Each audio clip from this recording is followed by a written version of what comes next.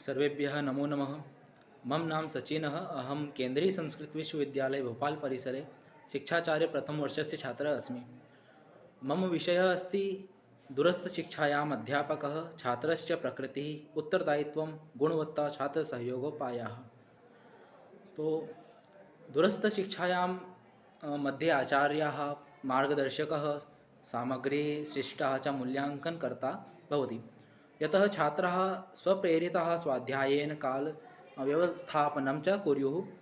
गुणोत्तमता गुणोत्तमता लचिलातयः संवाददक्षतायाः च तन्त्रज्ञानात् प्राप्यते। छात्रसहयोगोपायेषु च वर्चुवल् सभायाः सामूहिक कार्यं च प्रयुज्यते। आचार्यस्य स्वरूपं च उत्तरदायित्वं। दूरस्थशिक्षायाम् आचार्यः सहयोगी, लचिलः, छात्रकेन्द्रितश्च भवति।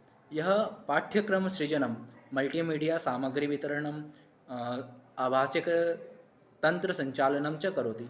सः छात्रान् प्रेरयति, व्यक्तिभेदान् संरक्षति, कालानुसारं प्रतिपुष्टिं ददाति च।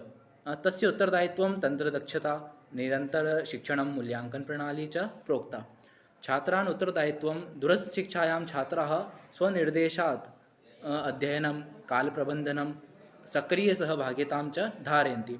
ते स्वायत्ततायाः, संवादकौशलं, बहुविधोपकरणं च प्रयुज्यन्ति।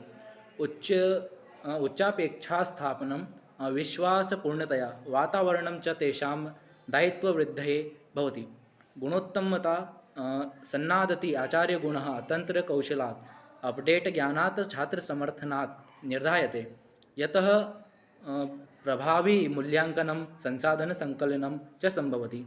कार्यक्रमः स्पष्टापेक्षाः, लचिलसङ्गतिः प्रददाति, ययाः गुणः स्थायी भवति। छात्रसहयोगोपायाः, आभासिकवितर्कसभा, सामूहिकपरियोजना, ऐस् ब्रेक् प्रक्रिया सहयोगं वर्धयन्ति। नियमितप्रतिपुष्टि, गेमीकरणं, प्रगतिसङ्कलनं, संलग्नतां सुनिश्चितवन्ति।